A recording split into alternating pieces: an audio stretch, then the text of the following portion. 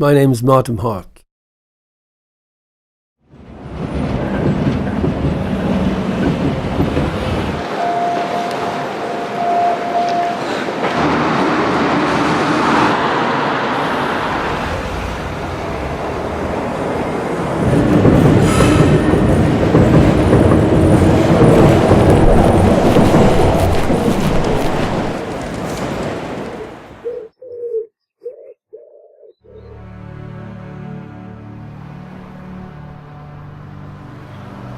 I wake up around about, normally maybe about 11, half 10.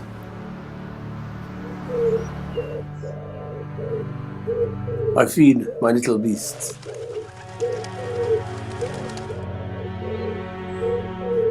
And then I pack my bags and tidy up. And I'll perhaps go across to the church at about 1:45 and get service.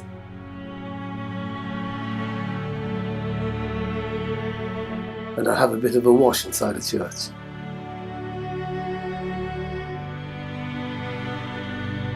And then I come out and I'll head to Grafton Street, which I may have a cup of coffee.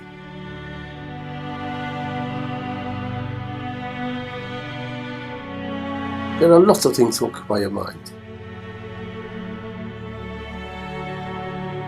You might take a walk at Stephen's Green.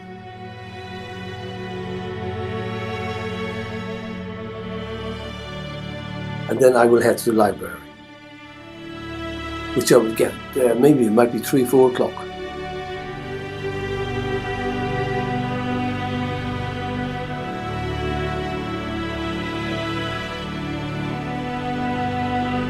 And then I will read from then on.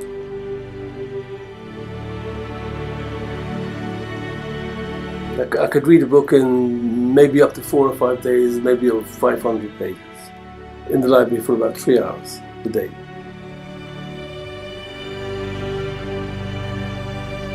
And I will leave the library at about 10 to 8, and I will head back and do some shopping. Then I will head home to Western Row. My name is Donald Maloney. I've been a professional photographer for almost 30 years.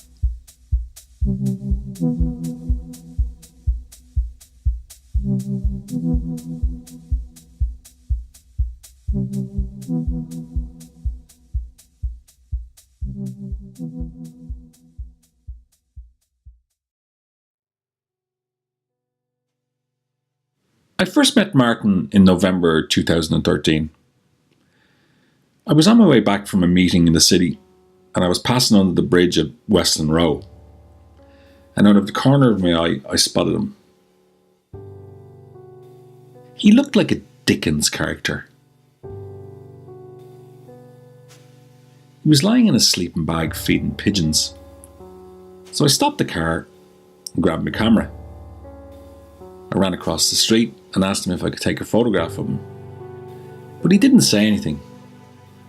So I just took the shot anyway and went back to the studio. So next day I returned, hoping to get a little bit more about the man. So I walked up to him and said, "How are you doing today?" And he just replied, "Excellent, thank you." I was immediately intrigued. I had to know more about this guy. So we just sat down and chatted for about an hour.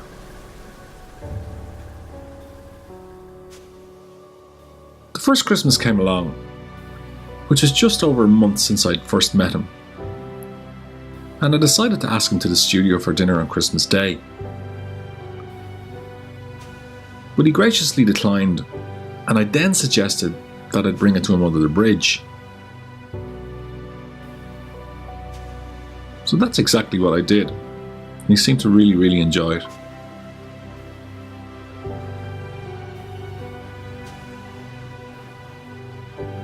And for the last 2 Christmases, our trust and respect has grown, and he's been coming to my studio for dinner.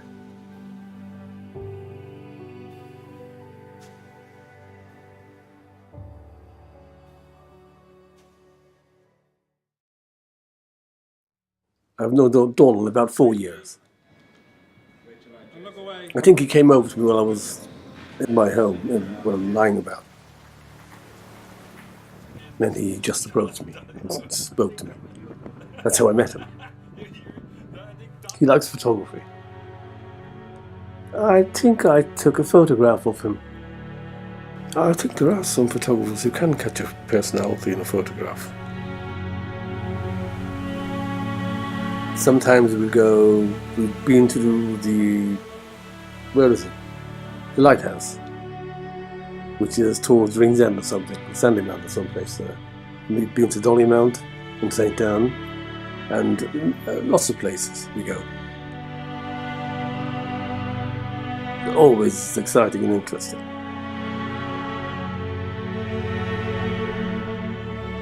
I mean, financially, he's probably in a better situation than me and most people. He has no debts, and more important, he doesn't have the same stress as many of us regular folk do. He's no mortgage, he's no loans, he's no work, he's no family. I love my family and I love my work, and I'm not suggesting for one moment that I'd swap it for his life, but I sometimes envy him, in a funny kind of way. He's happy and he's in a good place with himself. Isn't that what we all strive for? Happiness. I think happiness is an illusion, really. The simple things in life that make me happy are reading a book, or even feeding the pigeons.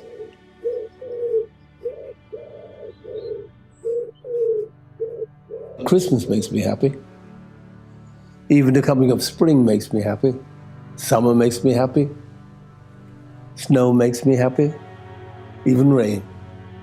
Thunder and lightning even.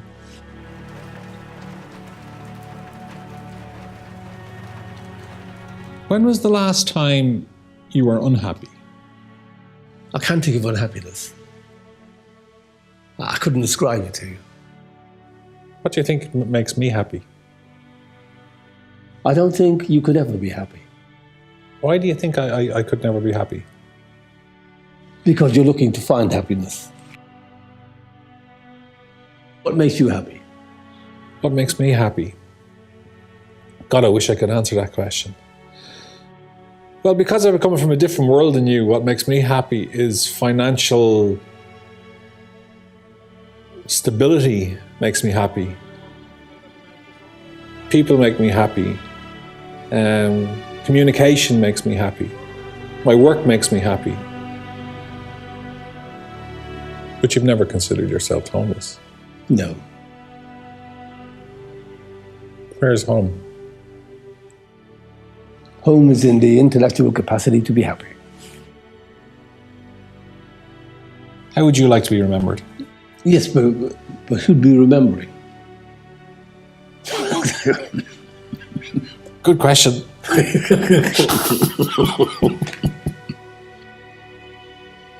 You see, when you leave little to be remembered by, there is little to remember.